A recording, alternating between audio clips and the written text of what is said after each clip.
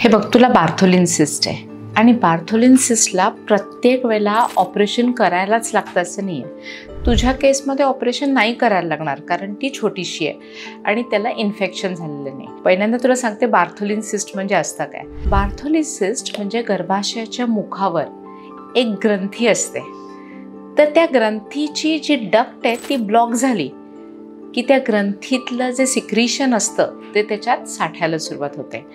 पण जर कधी या साठलेल्या सिक्रिशनला इन्फेक्शन झालं तर मात्र अँटीबायोटिक्स द्यायला लागतात. आणि हे जर सारखं सारखं असं व्हायला लागलं की सिक्रिशन साठली आहे, त्याला इन्फेक्शन झालंय, त्याच्यामध्ये पू तयार झाला, ठसठसायला लागलं, आपले कामाचे दिवस वाया जायला लागले, नीट बसता पण येत नाही, अशा वेळेला मात्र आपल्याला ऑपरेशन करायला पाहिजे.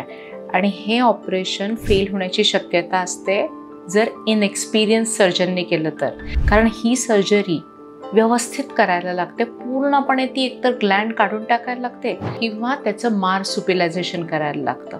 सर्जरी जर व्यवस्थित झाली तर त्या बाजूच्या बार्थोलिन ग्लँडचं कधीही इन्फेक्शन होत नाही आणि त्या बाजूला कधीही बार्थोलिन सिस्ट येत नाही.